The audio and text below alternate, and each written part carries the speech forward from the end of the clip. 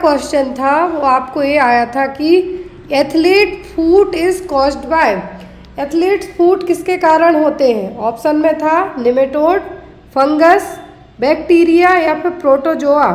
Athlete फूट exam में question बहुत आया है।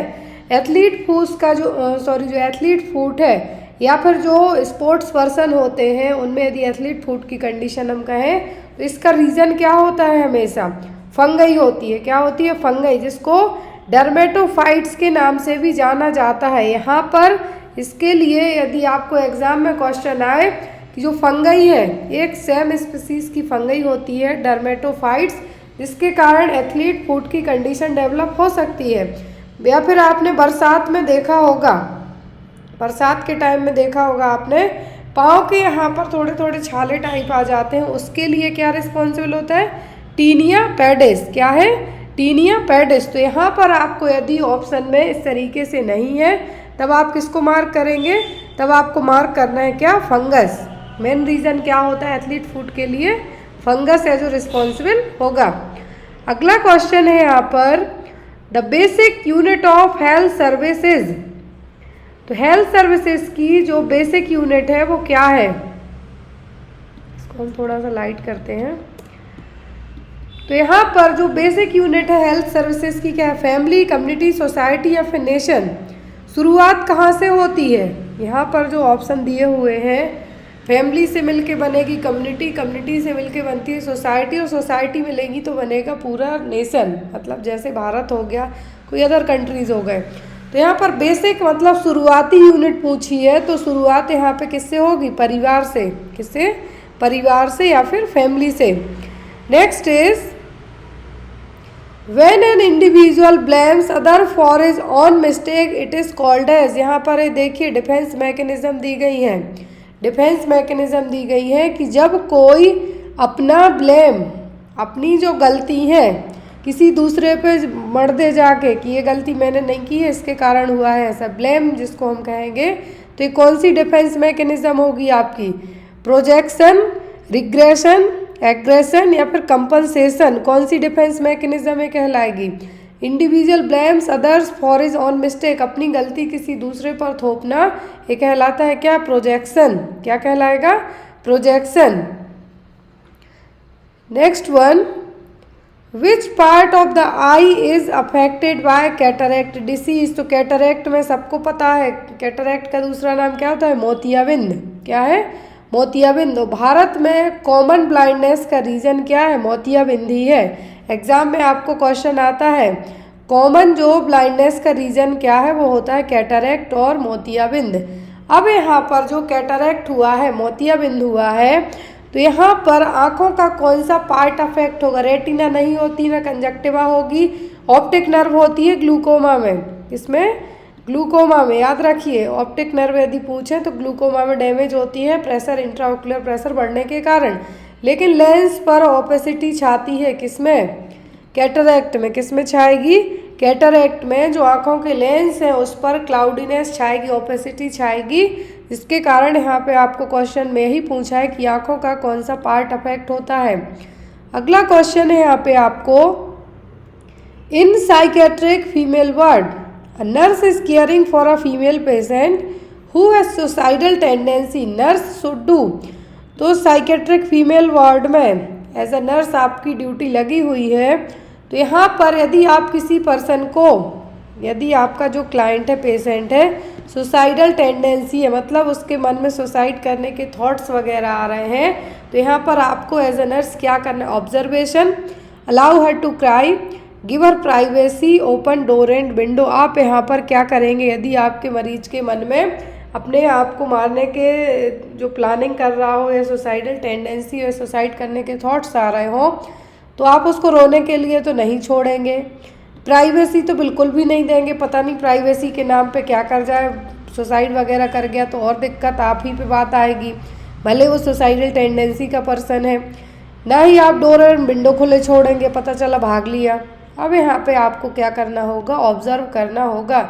आपको दो चीज़ें हमेशा याद रखनी है यदि साइकेट्रिक से प्रायोरिटी वाइज क्वेश्चन आते हैं, मैनिया के पर्सन में पूछे, डिप्रेशन के में पूछे, दोनों केसेस में आपको क्या करना है? मैनिया वाले पर्सन को आप अकेला नहीं छोड़ सकते, ना डिप्रेशन वाले को छोड़ सकते हैं। सुसाइडल थॉट्स हमेशा डिप्रेशन वाले को आएंगे, मैनिया वाले को बिल्कुल नहीं आते हैं। वो दूसरों को मार धाड़ देगा, लेकिन डिप्रेशन वाला खुद को अपने लिए हार्म पहुंचाने की कोशिश करेगा। तो यहाँ पर ये चीज़ें अपोजिट हो जाती हैं। तो यदि आपको पूछा जाए कि डिप्रेशन वाले मरीज को क्या आपको अकेले छोड़ना है, तो बिल्कुल भी नहीं छोड़ना है, क्योंकि उसके मन में सुसाइडल थॉट्स है जो आते रहते हैं। जबकि मैनिया वाले से आपको खुद बच के रहना है, लेकिन ऐसा नहीं कि उसको भी आप वहाँ पे छोड़ दें। Next one, which of the following is not a type of social stratification. इसमें से सोशल स्ट्रेटिफिकेशन का जो टाइप है कौन सा नहीं है। ऑप्शन में रिलीजन, कास्ट, क्लास, जेंडर। तो यहाँ पर सोशल स्ट्रेटिफिकेशन क्या है, सोशल स्ट्रेटिफिकेशन में क्या होता है, कास्ट होती है, क्लास होती है, स्टेट होते हैं और स्लेवरी होती है। क्या होती है, 4 चीज़ें होती हैं सोशल स्ट्रेटिफिकेशन में, स्लेवरी, स्टेट्स, कास्ट और सोशल क्लास या फिर आपका स्टेटस। लेकिन यहाँ पर आपका रिलीजन, आपका जो धर्म है इसमें इंक्लूडेड नहीं होगा। क्या है, आपका धर्म यहाँ पे इंक्लूड नहीं होगा। तो यहाँ पे आपका आंसर क्या होगा, religion. Next is colon is called. Colon का पहला पार्ट क्या है, इलियम, जेजुनम, अपेंडिक्स या फिर सीकम। कौन सा पार्ट होगा, कोलोन का पहला पार्ट क्या है। इलियम और जेजुनम तो किसके पार्ट हैं, स्मॉल इंटेस्टाइन के। कोलोन कौन कहलाती है, लार्ज इंटेस्टाइन। क्या होगा, लार्ज इंटेस्टाइन। तो यहाँ पर जो लार्ज इंटेस्टाइन है, क्या है, लार्ज इंटेस्टाइन के पार्ट्स में पूछा है आपको कि कोलोन का जो सबसे फर्स्ट पार्ट है वो क्या होता है। पहले आता है आपका क्या, सीकम, फिर कोलोन, फिर rectum and anal canal.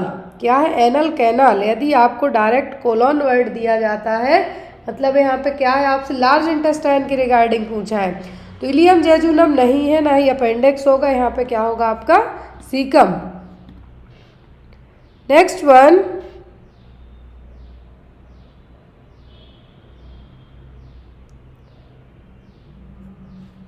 Which of the following has developed psycho analytical theory. तो साइको एनालिटिकल थ्योरी किसने दी थी, सबको पता होना चाहिए। प्लेटो ने, स्किनर ने, डार्विन ने कि सिगमंड फ्रूड ने। तो साइको एनालिटिकल थ्योरी दी थी किसने, सिगमंड फ्रूड ने। किसने दी थी, सिगमंड फ्रूड ने।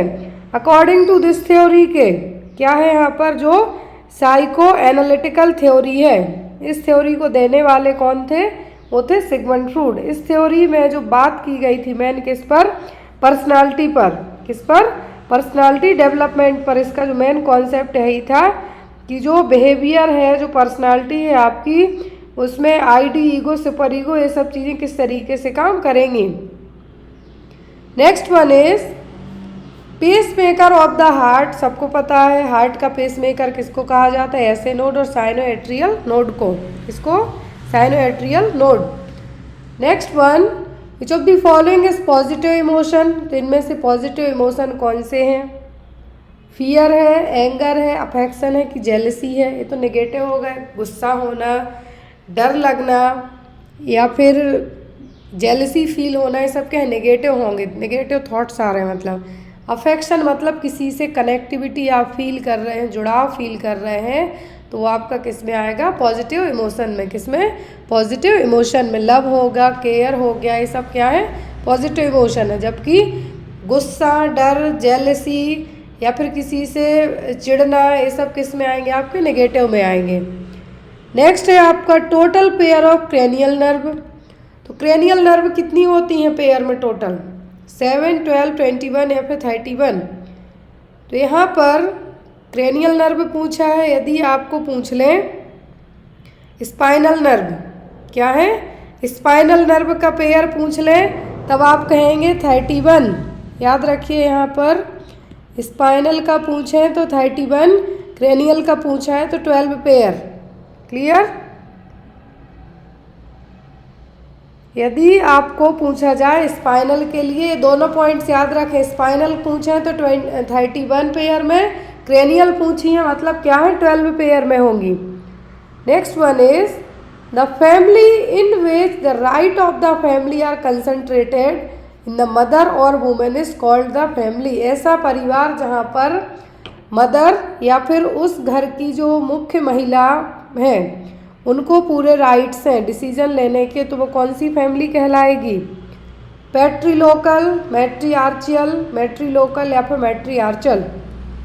कौन सा परिवार होगा? जहाँ पर घर की मुखिया के पास जो वुमेन है उनके पास पूरे राइट्स हैं, तो वो कहलाती है मैट्रियार्चल फैमिली। कौन सी? मैट्रियार्चल फैमिली। यदि फादर के पास है तो यदि वहाँ का जो मुखिया क्या है, मेल पर्सन है, कोई फादर या ग्रैंड फादर इस तरीके से है, मेल है, मतलब वो क्या होगी? वो कहलाती है patriarchal family. Next one, olfactory nerve is related to. Olfactory nerve किससे रिलेट करेगी? सेंस ऑफ साइट, देखने में। कौन सी होती है यहाँ पर? ऑल्फैक्टरी नहीं होगी, यहाँ पे होती है आपकी ऑप्टिक। क्या है? ऑप्टिक। सेंस ऑफ स्मेल क्या है यहाँ पर? नेक्स्ट है यहाँ पर आपका sense of smell. Yes, sense of smell होगी ऑल्फैक्टरी के लिए।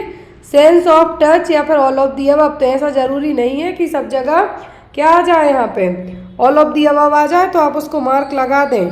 ऑल ऑफ दी अबव आ जाए तो यहाँ पर आपको मार्क नहीं लगाना है। सेंस ऑफ टच के लिए यदि हम बात करें, किसके लिए? सेंस ऑफ टच के लिए तो वो होती है ट्राइजेमिनल। क्या है आपकी? ट्राइजेमिनल। देखने के लिए ऑप्टिक, टच के लिए ट्राइजेमिनल, स्मेल के लिए क्या है? ऑल्फैक्टरी। नेक्स्ट वन है यहाँ पर normal pH of human blood. तो हमारे बॉडी में जो ब्लड फ्लो हो रहा है उसकी पीएच वैल्यू होती है कितनी? 7.35 से 7.45 के बीच में। इसमें इवन आपको ऑप्शन रीड करने की ज़रूरत ही नहीं है, आपके माइंड में हमेशा ये चीज़ होनी चाहिए कि किसी भी पर्टिकुलर, चाहे वो यूरिन हो, वेजाइनल फ्लूइड हो, सीमेन हो या फिर सीएसएफ हो, आईओपी हो, इंट्राऑक्यूलर फ्लूइड हो, इन सब का जो पीएच वैल्यू है वो फिक्स रहती है। तो यहाँ पर जैसे ब्लड की पीएच वैल्यू कितनी होती है? 7.35 to 7.45। Next one is Florence Nightingale was born on. Florence Nightingale का जन्म कब हुआ था? तो यहाँ पे आपको बता दूं कि अप्रैल में और जून में तो नहीं हुआ, तो ये आपके दोनों क्या हो गए? गलत हो गए। अब आता है आपका 12 मई को हुआ था। फ्लोरेंस नाइटिंगेल का जन्म 12 मई को हुआ था, लेकिन यहाँ पे ये 1820 में हुई थी। कब? 1820 में।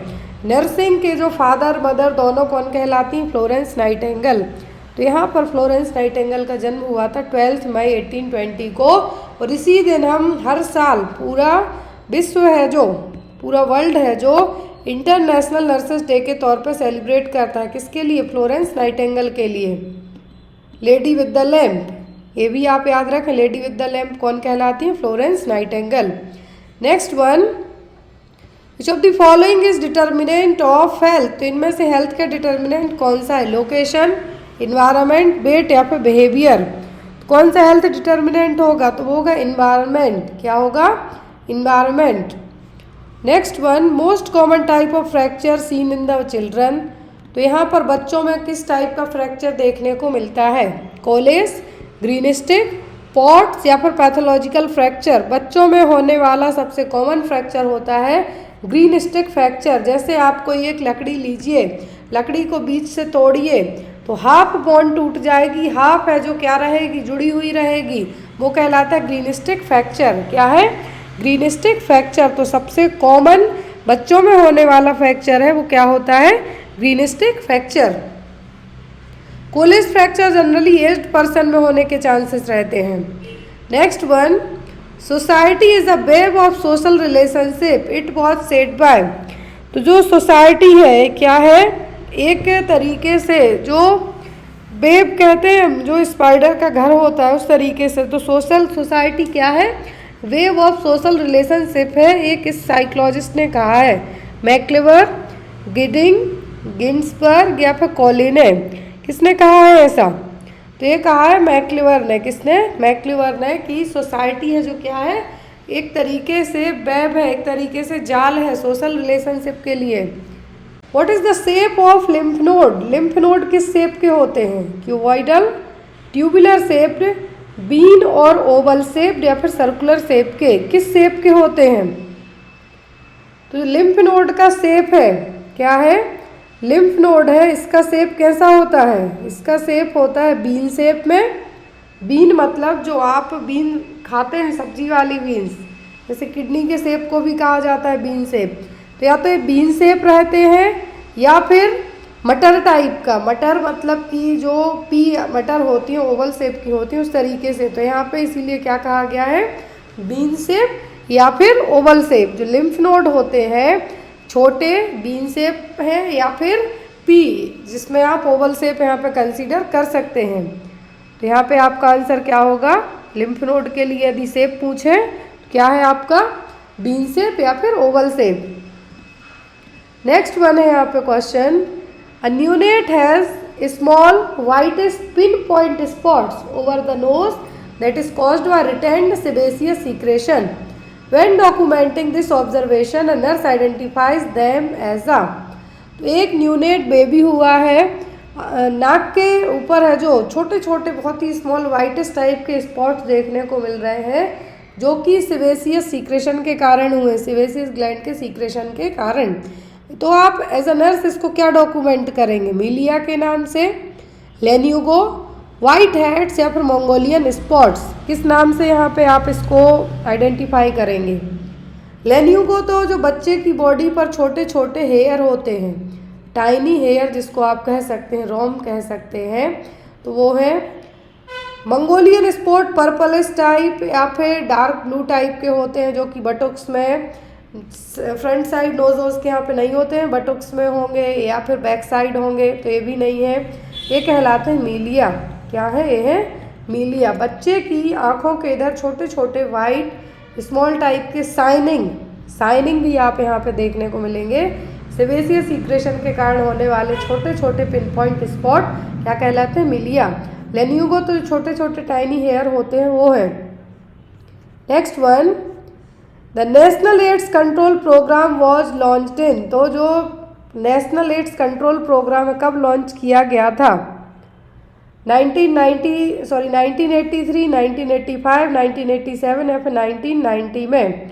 तो national AIDS control programme launch हुआ था 1987 में। कब? 1987 में। नेक्स्ट वन इज एक और क्वेश्चन आता है कि अभी नेशनल एड्स कंट्रोल प्रोग्राम की कौन सी फेज चल रही है? तो मैं बता दूं अभी 4th फेज है। कौन सी है? 4th फेज है। Next one, which part of the body is affected by infection of influenza. Influenza यदि होता है तो बॉडी का कौन सा पार्ट अफेक्ट होता है? बोन, किडनी, ट्रैकिया या फिर हार्ट? इन्फ्लुएंजा में कॉमनली अफेक्टेड ऑर्गन क्या होते हैं? Lungs, respiratory system. सिंपल भाषा में हम कहें तो क्या है? Respiratory system. अब रेस्पिरेटरी सिस्टम का यहाँ पर कौन सा पार्ट है जो अफेक्ट होता है इन्फ्लुएंजा में? H1N1 फ्लू के कारण, जो वायरसेस के कारण इन्फ्लुएंजा होगा, तो इसके लिए अफेक्टेड पार्ट क्या होगा आपका? ट्रैकिया। क्या होगा? Trachea. Next is, a 45-year-old female unconscious patient is brought to the casualty following road traffic accident. Her blood pressure was 80/60 mmHg. What will you do first? यदि 45 साल की कोई आपकी क्लाइंट है, रोड ट्रैफिक एक्सीडेंट के कारण casualty में लाई गई है, ब्लड प्रेशर उसका 80/60 mmHg है, मतलब लो ही है, सिस्टोलिक और डायस्टोलिक दोनों ही लो हैं, तो आप यहाँ पे क्या करेंगे? एयर भी प्रोटेक्ट करेंगे, start vasopressor, CT scan head, infuse 2 litre of crystalloids. तो आपको मैं बता दूं मरीज अनकॉन्शियस है। जब भी आपको इस तरीके से क्वेश्चन आते हैं एग्जाम में, प्रायोरिटी बेस्ड आपका क्वेश्चन है, यदि मरीज बेहोश है तो आपकी फर्स्ट प्रायोरिटी होती है एयरवे। क्या है? एयरवे। यदि ब्लीडिंग हो रही है मरीज को कहीं से भी, तब आपकी प्रायोरिटी एयरवे के साथ साथ ब्लीडिंग हो रही है उसको स्टॉप करने की है। यदि आपको सीजर वाला मरीज के बारे में पूछा जाए तो सीजर वाले में आपको ऑप्शन में क्या है कि मरीज का पहले एयरवे भी आपको प्रोटेक्ट करना है और उसको हार्म होने से भी बचाना है। तो यहाँ पर आपको प्रायोरिटी बेस्ड क्वेश्चन एग्जाम में मेनली रोड ट्रैफिक एक्सीडेंट के आ सकते हैं, सुसाइडल थॉट्स वाले डिप्रेशन के मरीज आ सकते हैं, या फिर आपको शौक वाले क्लाइंट हैं उनके बारे में एग्जाम में प्रायोरिटी बेस्ड क्वेश्चन पूछ सकते हैं। जब भी आपको इस तरीके के क्वेश्चन आए तो आपकी पहली प्रायोरिटी क्या होनी चाहिए, यहाँ पर अनकॉन्शियस पेशेंट है आपका, कैजुअलिटी में लाया गया है, बीपी बहुत लो है उसका, बट आपके सामने ऑप्शन में एयरवे प्रोटेक्ट करना भी है क्योंकि मरीज बेहोश है, तो आपकी प्रायोरिटी क्या जानी चाहिए, एयरवे को प्रोटेक्ट करना। A salty taste felt while kissing the child occurring. यदि आप किसी बच्चे को किस करते हैं तो आपको लगेगा सॉल्ट टाइप से अपने मुंह में, तो सॉल्टी टेस्ट आपको फील हो रहा है, तो ये क्या है, सिस्टिक फाइब्रोसिस में होगा ऐसा, सीलियक डिसीज़ में होगा, हाइड्रोनेफ्रोसिस में होगा, या फिर टे-सैच डिसीज़, किस में ऐसा होगा कि जब भी आप बच्चे को क्या कर रहे हैं, किस कर रहे हैं, तो आपको कैसा लग रहा है जैसे आपने नमक खा लिया हो, क्या है, नमक खा लिया हो। तो ये कंडीशन देखने को मिलती है सिस्टिक फाइब्रोसिस वाले पर्सन में, किसमें, सिस्टिक फाइब्रोसिस वाले पर्सन में। सीलियक में नहीं होगी ना, हाइड्रोनेफ्रोसिस में होती है, सिस्टिक फाइब्रोसिस में। Next one is according to WHO the blindness and defined as visual acuity less than, तो वर्ल्ड हेल्थ ऑर्गेनाइजेशन के अकॉर्डिंग विजुअल एक्विटी है, क्या विजुअल एक्विटी है, कितने से कम होगी जब इसको ब्लाइंडनेस में कंसीडर किया जाएगा। वर्ल्ड हेल्थ ऑर्गेनाइजेशन के हिसाब से ब्लाइंडनेस कंसीडर की जाएगी जब विजुअल एक्विटी कितने से कम होगी, 6/30, 3/60, 1/60 या फिर 18/60, कितने में कंसीडर होता है, तो ये होगा ब्लाइंडनेस मतलब टोटली अंधे हैं 3/60 में, किसमें, 3/60 में। WHO से यदि आपको क्वेश्चन एग्जाम में आता है तो इसकी स्थापना कब हुई थी, 7 अप्रैल को, तो 7 अप्रैल को ही हम हर साल वर्ल्ड हेल्थ डे के तौर पे भी सेलिब्रेट करते हैं। भारत में ब्लाइंडनेस का मेन रीज़न पूछें तो वो होता है आपका कैटरैक्ट और मोतियाबिंद। विजुअल एक्विटी चेक करने के लिए जो चार्ट अपनाया जाता है वो कहलाता है क्या, स्नेलन चार्ट, जिस पे ABCD बहुत सारी लिखी हुई होती है, आपको पढ़ना होता है 20 मीटर दूर खड़े होके। दूसरा आपका होता है कि कलर ब्लाइंडनेस के लिए तो आपने एक ऐसे सर्किल शेप में एक चार्ट देखा होगा, उसमें बीच बीच में कुछ कुछ लिखा रहेगा, उस एक बीच में कुछ नंबर वगैरह होगा और चारों तरफ कलर होंगे, तो आपको वो किसके लिए, वो कलर ब्लाइंडनेस को चेक करने के लिए है। लेकिन विजुअल एक्विटी के लिए क्या होता है, स्नेलन चार्ट होता है। Next one, which health personnel links between ANM and anganwadi worker, तो आंगनवाड़ी वर्कर और ANM के बीच की जो कड़ी है उसका काम कौन करता है, lady health visitor, accredited social health activist, PHV public health visitor, या फिर सोशल वर्कर। ये काम, बीच की कड़ी का काम कौन करती हैं, आशा वर्कर, कि ANM और आंगनवाड़ी वर्कर के बीच में जो काम करने का काम है वो कौन करती हैं, वो करती हैं ASHA worker, accredited social health activist, LHV मतलब lady health visitor. Next is which disease affects the parotid gland, जो पैरोटिड ग्लैंड है एक कौन सी डिसीज़ में अफेक्ट होती है, मीजल्स, रूबेला, मम्स या डिप्थीरिया में। तो पैरोटिड ग्लैंड जो पैरोटाइटिस है, पैरोटिड ग्लैंड अफेक्ट कहाँ पे होती हैं, मम्स में, किस में होंगी, मम्स में। जो गले के यहाँ पे ग्रंथि होती हैं वो सबसे ज़्यादा अफेक्ट कब होती हैं, मम्स के कारण।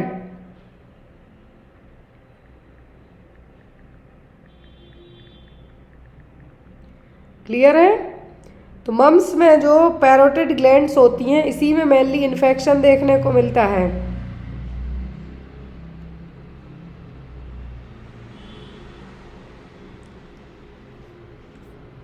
A salty taste felt while kissing the child occurring। यदि आप किसी बच्चे को किस करते हैं तो आपको लगेगा सॉल्ट टाइप से अपने मुंह में, तो सॉल्टी टेस्ट आपको फील हो रहा है, तो ये क्या है, सिस्टिक फाइब्रोसिस में होगा ऐसा, सीलियक डिसीज़ में होगा, हाइड्रोनेफ्रोसिस में होगा, या फिर टे-सैच डिसीज़, किस में ऐसा होगा कि जब भी आप बच्चे को क्या कर रहे हैं, किस कर रहे हैं, तो आपको कैसा लग रहा है जैसे आपने नमक खा लिया हो, क्या है, नमक खा लिया हो। तो ये कंडीशन देखने को मिलती है सिस्टिक फाइब्रोसिस वाले पर्सन में, किसमें, सिस्टिक फाइब्रोसिस वाले पर्सन में। सीलियक में नहीं होगी ना, हाइड्रोनेफ्रोसिस में होती है, सिस्टिक फाइब्रोसिस में। Next one is according to WHO the blindness and defined as visual acuity less than. तो वर्ल्ड हेल्थ ऑर्गेनाइजेशन के अकॉर्डिंग विजुअल एक्विटी है, क्या विजुअल एक्विटी है, कितने से कम होगी जब इसको ब्लाइंडनेस में कंसीडर किया जाएगा।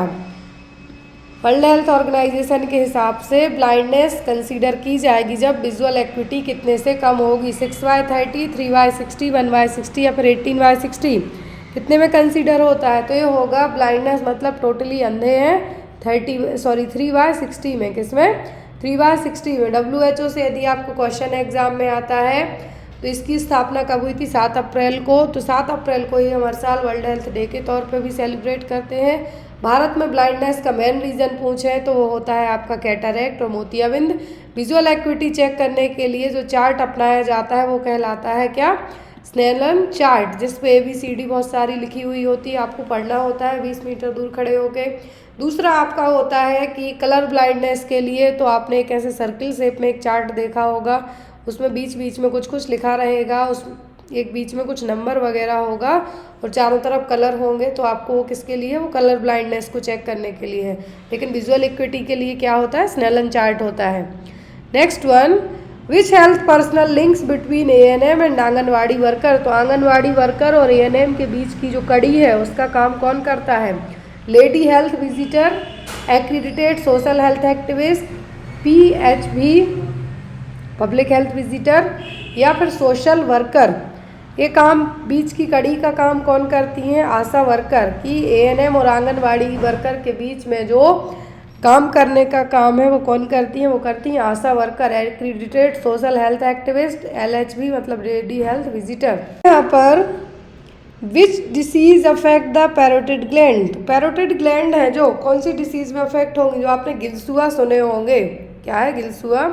तो यहाँ पर जो ग्लैंड अफेक्ट होती हैं वो क्या है, यहाँ पर पैरोटिड ग्लैंड है, वो होती हैं मम्स में अफेक्ट। किसमें, मम्स में। मम्स में जो मम्स का जो वायरस है क्या है, एक तो वायरल इन्फेक्शन है, क्या है, वायरल इन्फेक्शन है। और यहाँ पर जो अफेक्टेड ग्लैंड, जो पैरोटिड ग्लैंड है, इनमें स्वेलिंग देखने को मिलती है, क्या है, इनमें स्वेलिंग देखने को मिलेगी। Next one, the hormone that helps prepare the breast for lactation is. कौन से हार्मोन है जो ब्रेस्ट को प्रिपेयर करते हैं लैक्टेशन के लिए, बच्चे को फीड करना है, मिल्क है जो बनाने का काम कौन से हार्मोन करेंगे, प्रोजेस्टेरोन, प्रोलैक्टिन, एस्ट्रोजन या फिर ऑक्सीटोसिन। यहाँ पर आपको हार्मोन बताना है कि मिल्क बनाने के लिए, ब्रेस्ट में जो मिल्क बनना है उसको प्रिपेयर करना है ब्रेस्ट को, कौन से हार्मोन करेंगे। तो ना तो ये प्रोजेस्टेरोन करेंगे, ना ये एस्ट्रोजन करेंगे। ऑक्सीटोसिन इजेक्शन का काम करेगा, बच्चा जब मिल्क, ब्रेस्ट मिल्क सक करेगा तो मिल्क को इजेक्ट करने का काम ऑक्सीटोसिन करेंगे। लेकिन जब बनेगा तब तो इजेक्ट होगा, तो बनाने के लिए क्या करेगा काम, प्रोलैक्टिन। क्या काम करेगा, प्रोलैक्टिन। प्रोडक्शन मतलब प्रोलैक्टिन और इजेक्शन मतलब oxytocin. Next one, continuous air bubbling into bottle during chest drainage. सो एयर बबल हो रही है यदि चेस्ट ड्रेनेज के टाइम में, तो यहाँ पर क्या है, नॉर्मल है, एयर लीक हो रही है, वाटर लीकेज है या पस लीकेज है, क्यों है एयर बबलिंग हो रही है। तो यहाँ पर एयर बबलिंग हो रही मतलब क्या है, एयर लीकेज हो रही है। ये क्वेश्चन बहुत आता है एग्ज़ाम में, या तो आपको डायरेक्ट जो मशीन्स हैं वो दिखाई जाएंगी, या बबलिंग साउंड यदि नॉरसेट दे रहे हैं तो आपको डायरेक्ट वीडियो में क्वेश्चन आ सकता है। लेकिन यदि आप NHM स्टेट लेवल या GMC का एग्ज़ाम देते हैं तो आपको इस डायरेक्ट ही आता है कि यदि एयर बबल हो रहा है बॉटल में मतलब यहाँ पर एक क्या है, चेस्ट ड्रेनेज के टाइम पर तो ये होती है air leakage. Type of play does a nurse aspects when observing a toddler in a play room with other children. Question सीधा सा है, टोडलर के लिए जो प्ले रूम, टोडलर में पूछा है प्ले का टाइप, किस टाइप का प्ले करेगा टोडलर।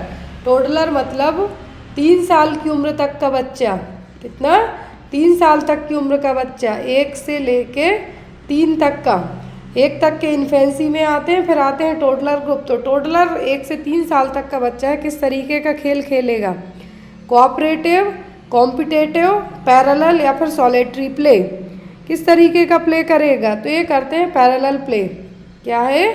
Parallel play. यदि कोऑपरेटिव की बात करें तो ये जो बड़े बच्चे हैं वो खेलेंगे।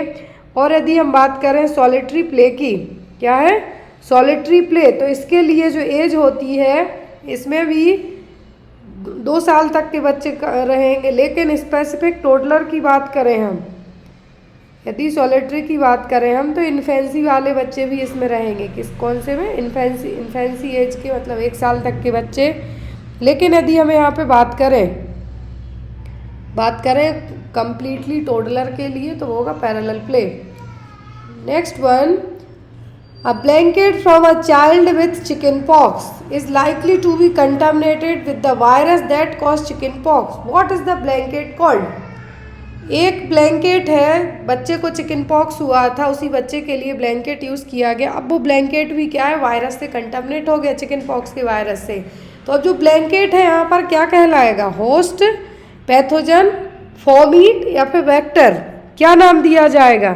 ये हमने कोविड के टाइम पे बहुत पढ़ा है कि हमारे घर में सब्जी वगैरह भी आती थी, तो जिस थैले में रख के आप सब्जी लेके आए, मतलब वो टच हो गया किसी भी पर्सन के कांटेक्ट में आने से, पता नहीं कि उसको कोविड है या नहीं, तो उस चीज़ को हम क्या मान लेते थे? होस्ट तो है, नहीं होगा। होस्ट आप खुद हो गए, जो बच्चा है वो होस्ट हो जाएगा। पैथोजन वायरस हो गया यहाँ पर, वेक्टर भी नहीं है। ये क्या होगा? ये कहलाता है फॉमीट। यदि कोई इन्फेक्टेड पर्सन ने, कोई यहाँ पे ब्लैंकेट है या जैकेट है या स्वेटर है या क्लॉथ से किसी इन्फेक्टेड पर्सन ने वो टच किए हैं या छुए हैं, तो उस मटेरियल को, फॉमीट क्या है यहाँ पर? जो मटेरियल है किसी तरीके का, वो क्या कहलाता है? फॉमीट। मतलब उस चीज़ पे वायरस चिपक के आ गया है, तो ये क्या है? Fomite. Next one, when performing an abdominal assessment do the 4 basic steps in which order? यदि आप एब्डोमिनल असेसमेंट करते हैं तो यहाँ पर सीक्वेंस पूछा है, जो 4 स्टेप होते हैं। सही सीक्वेंस क्या है? पहले में है आपको palpation, inspection, auscultation and percussion. दूसरे में inspection, auscultation, palpation and percussion.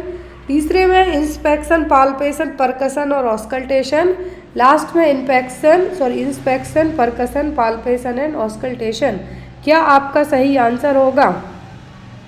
जो एब्डोमिनल असेसमेंट में क्या है? एब्डोमिनल असेसमेंट में जो सीक्वेंस है वो होता है पहले inspection, auscultation, palpation and percussion, IAPP। आप इसको ऐसे भी याद रख सकते हैं,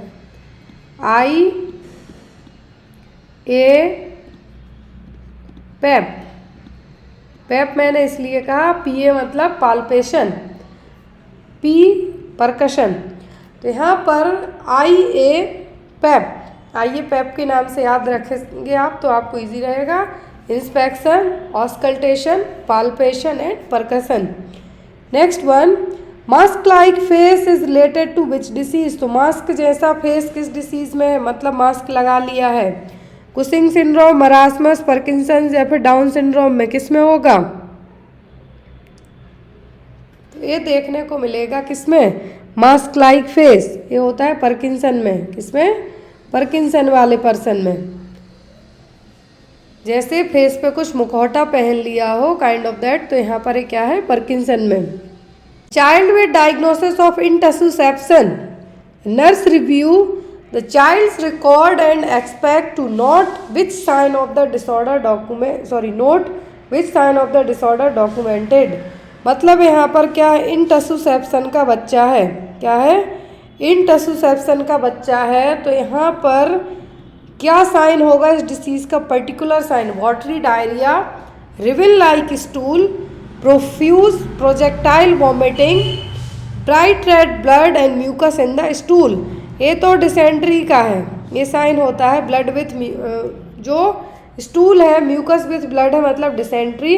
प्रोजेक्टाइल वॉमिटिंग ये नहीं होगा, यहाँ पर पेप्टिक अल्सर में जाएगा आपका। वाटरी डायरिया मतलब राइस स्टूल डायरिया भी कह सकते हैं, तो ये कोलेरा का होगा।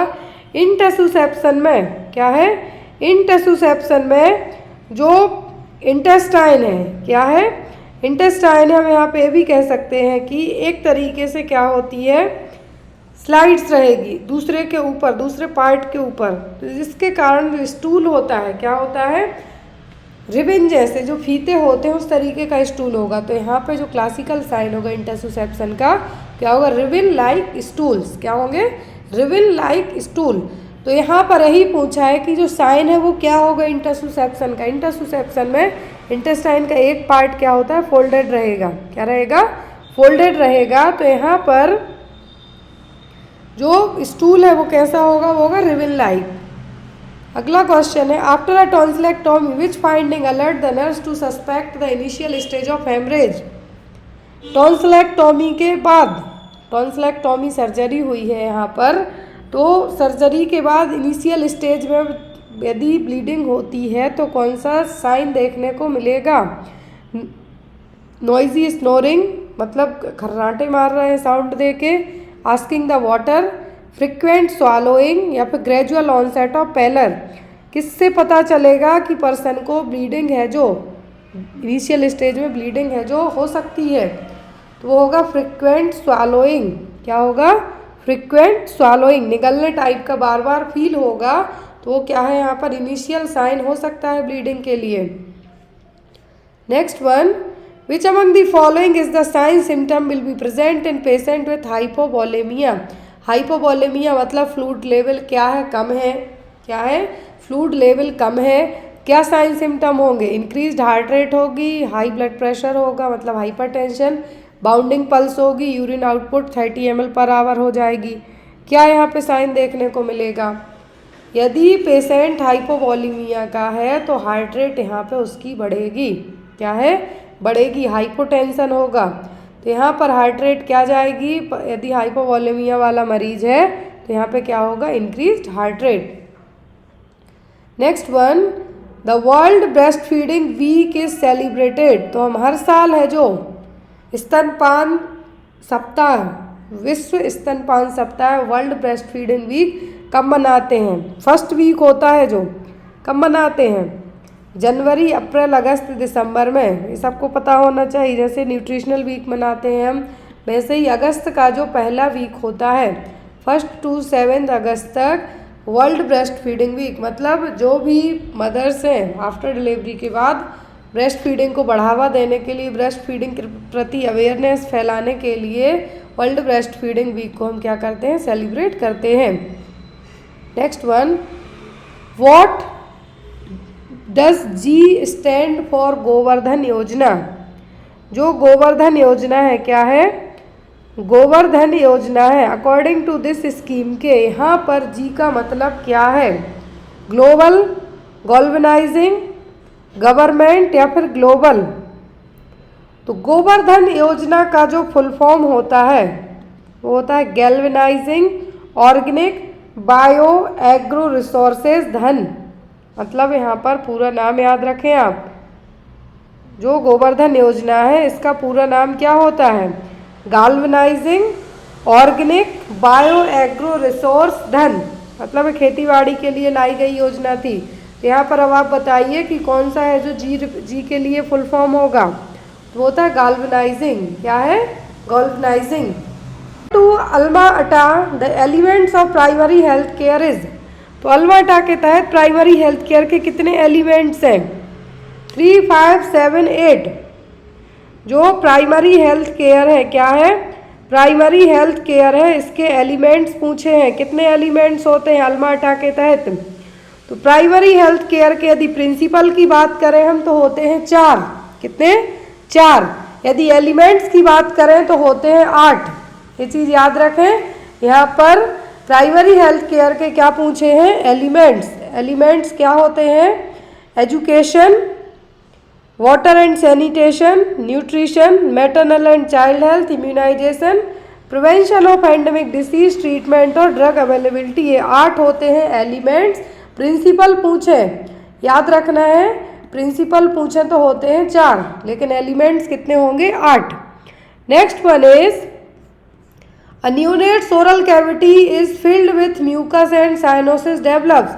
What should the nurse do first. Neonate की ओरल कैविटी फिलअप है जिसके कारण बच्चे का जो न्यूबॉर्न बेबी का जो बॉडी है कैसी हो रही है, साइनोसिस डेवलप हो रहा है, मतलब ब्लूइश टाइप दिखाई दे रही है। तो क्या करना है, administer oxygen record the incidence, suction the neonate inside the nasogastric tube. ऐसे केस में आप क्या करेंगे? तो आपकी फर्स्ट प्रायोरिटी होती है सक्शनिंग करना। क्या है? सक्शनिंग करना। ओरल सक्शनिंग के बाद आफ्टर दैट नेजल सक्शनिंग करना है। ओरल इसलिए पहले करना है कि बच्चा एस्पिरेट ना कर जाए जो भी म्यूकस मुंह में है। ये भी आपको क्वेश्चन एग्जाम में आता है कि यदि सक्शनिंग करने के लिए आपको बोला जाता है न्यूबॉर्न में, तो आप पहले कहाँ करेंगे? ओरल करेंगे या नेजल करेंगे? पहले आपको ओरल करना है, देन आफ्टर नेजल करना है। ओरल कर लेंगे तो जो म्यूकस मुंह में है बच्चा एस्पिरेट नहीं कर पाएगा, लंग्स में नहीं जाएगा। तो यहाँ पर साइनोसिस डेवलप हो रहा है बच्चे में, ओरल कैविटी साफ साफ कहा है कि म्यूकस से फिल्डअप है, तो आपको पहले बच्चे को सक्शन करना होगा। Next one, an Apgar score 7 to 10 indicates. यदि अपगार स्कोर 7 से 10 है मतलब बच्चा क्या है? Severely distressed, moderate distress, no distress, immediate resuscitation needed. बच्चे का जो अपगार स्कोर 7 से 10 है मतलब 10 तो क्या होता है? 10 है जो क्या है? मैक्सिमम है। क्या है? मैक्सिमम है। तो यहाँ पर क्या होगा? नो डिस्ट्रेस, मतलब बच्चा हेल्दी है। Next one, the term for the period immediately after child birth. बच्चा जन्म लेने के जस्ट बाद का पीरियड क्या है? पेरीनेटल पीरियड, प्रीनेटल, पोस्टपार्टम या फिर एंटीनेटल पीरियड। तो यहाँ पर प्रीनेटल क्या है? प्री मतलब पहले, एंटीनेटल और prenatal both are the same. Prenatal और एंटीनेटल दोनों क्या है? सेम है। पेरीनेटल मतलब ड्यूरिंग द लेबर के टाइम का, ये कहलाता है पोस्टपार्टम पीरियड या फिर परपीरियम पीरियड। याद रखें, परपीरियम पीरियड या फिर पोस्टपार्टम पीरियड। बच्चे जन्म लेने के तुरंत बाद का पीरियड क्या कहलाता है? Postpartum period. नेक्स्ट वन, जो कि कितने हफ्तों का होता है? 6 वीक का, 6 वीक या फिर 42 दिनों का। Next one, what is the term used for high pitched musical sound inclined with respiratory assessment. यदि हाई पिच म्यूजिकल साउंड आ रहा है तो ये क्या है? क्राउनिंग, वीजिंग, स्ट्राइडर या फिर साइन। यदि हाई पिच म्यूजिकल साउंड मतलब सीटी टाइप से बज रही है तो ये कहलाता है वीजिंग साउंड। और ये अस्थमा वाले पर्सन में, किसमें? अस्थमा वाले में क्लासिकल साइन कंसीडर किया जाता है। Next one, deficiency of sodium in blood serum is known as. यदि ब्लड सीरम में सोडियम का लेवल कम हो जाए तब ये क्या कहलाएगा? हाइपरनेट्रेमिया, हाइपरकैलेमिया, हाइपोनेट्रेमिया या फिर हाइपोकैलेमिया। तो जो ब्लड सीरम सोडियम लेवल होता है, क्या है? ब्लड सीरम सोडियम लेवल कितना होता है? 135 से 145। कितना?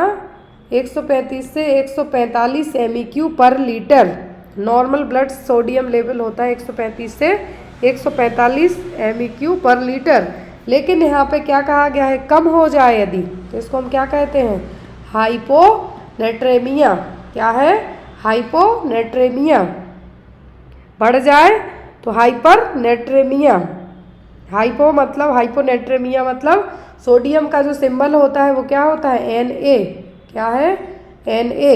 मतलब यहाँ पर Na इसी से लिया गया, ये चीज़ आपको याद रखना है। Na है यहाँ पर मतलब सोडियम है, सोडियम का सिंबल S नहीं होता है, ये चीज़ भी आपको माइंड में रखना है। अब यदि आपको पूछा जाए हाइपोकैलेमिया, हाइपोकैलेमिया का मतलब क्या होगा? पोटेशियम। पोटेशियम का सिंबल क्या होता है? K। क्या होता है? K। इसीलिए यहाँ पर हाइपोकैलेमिया कहा, मतलब कि पोटेशियम का लेवल कम हो गया है। Ka याद रखें, मतलब क्या है? पोटेशियम। पोटेशियम का सिंबल होता है K, सोडियम का होता है Na। तो यहाँ पर सोडियम का लेवल यदि 135 से 145 MEQ पर लीटर नॉर्मल वैल्यू है, इससे घट गया मतलब क्या हो गया? हाइपोनेट्रेमिया। बढ़ गया तो हाइपरनेट्रेमिया। यदि पोटेशियम का घट गया तो हाइपोकैलेमिया, और बढ़ गया तो hyperkalaemia. Clear? State of uncompensated acidosis. What appropriate arterial blood pH does the nurse expect the client to have. यदि एसिडोसिस की कंडीशन हुई है, अनकम्पनसेटेड एसिडोसिस की कंडीशन हुई है, तो यहाँ पर pH वैल्यू क्या होगी? ब्लड pH वैल्यू क्या होगी? 7.25, 7.35, 7.45 या फिर 7.48।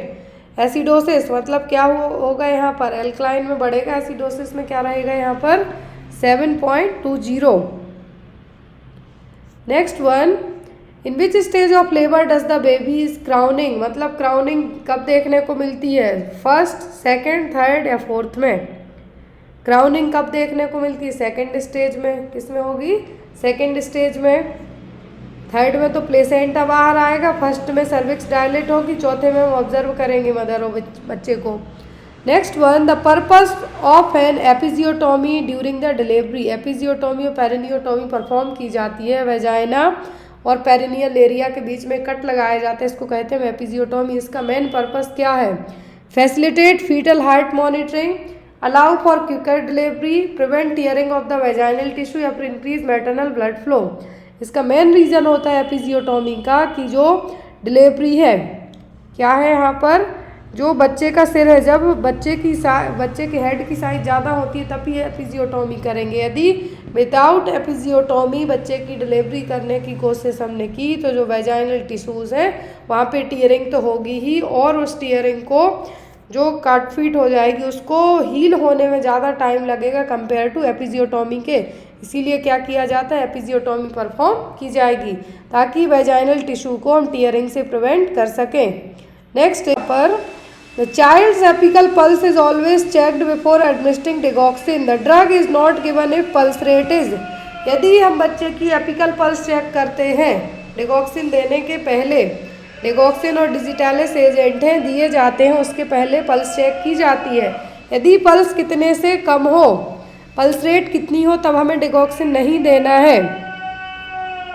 क्वेश्चन है आपका, the child's apical pulse is always checked before administering digoxin, the drug is not given if pulse rate is.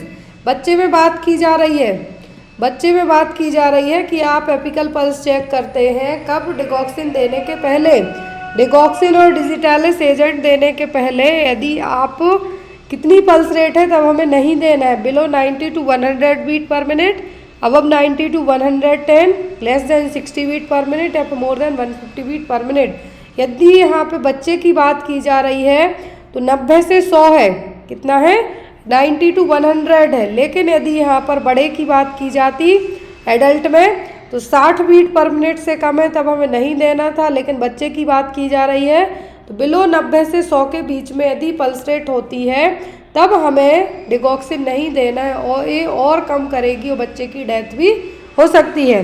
बच्चे में पूछें तो 90 to 100, बड़े में पूछें तो 60 से कम में, एडल्ट में 60 से कम है तो नहीं देना है, और बच्चे में कहा तो 90 से 100।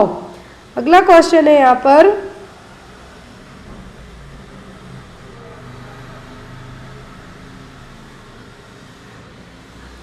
Recording of electrical activity of skeletal muscle is known as.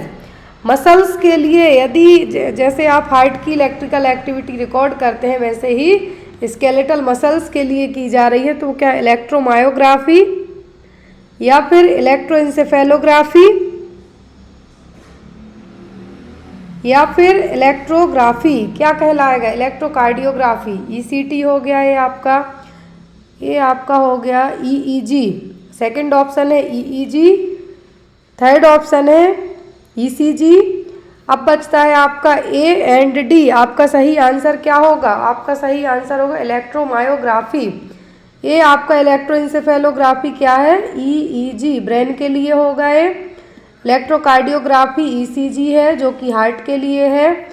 अब यहाँ पे आपका क्या बचता है, इलेक्ट्रोमायोग्राफी। लास्ट क्वेश्चन है, when administering blood to patient it is important to, यदि आप किसी मरीज को ब्लड ट्रांसफ्यूज करते हैं, एडमिनिस्टर करते हैं, तो आपको इम्पॉर्टेंट पॉइंट क्या अपने माइंड में रखना है, administer each unit within a 6-hour period, use a volume control infusion pump to administer the blood, run the blood at a slower rate during first 5 to 10 minutes, या फिर draw blood sample from the patient immediately after each unit is infused। यदि किसी मरीज में आप blood infuse करते हैं तो शुरुआती टाइम में आपको क्या करना है, ब्लड स्लोली इन्फ्यूज़ करना है। पर्सन में कोई ट्रांसफ्यूजनल रिएक्शन तो डेवलप नहीं हो रहे हैं, उस चीज़ को चेक करने के लिए शुरुआती 5, 10, 15 मिनट तक ब्लड को क्या करना है, स्लो रेट से हमें इन्फ्यूज़ करना है, एडमिनिस्टर करना है। तो ये था पंजाब स्टाफ नर्स का पेपर जो कि दिसंबर एंड में कंडक्ट हुआ था। आई होप सो कि आपको पेपर अच्छा लगा हो। और जो भी लोग BFUHS की तैयारी कर रहे हैं, मेडिकल एंड नर्सेज हब की 2 बुक ऑलरेडी आ चुकी हैं, आप उनको ले सकते हैं। ज़रूरी नहीं कि आप BFUHS का एग्ज़ाम दे रहे हैं तो आपको BFUHS के ही पेपर्स चेक करने हैं, आपको अलग अलग स्टेट के भी पेपर्स देखने हैं। और यहाँ पे 50 क्वेश्चन हमने पढ़े हैं, पूरे 50 क्वेश्चन इस पेपर के पढ़े हैं।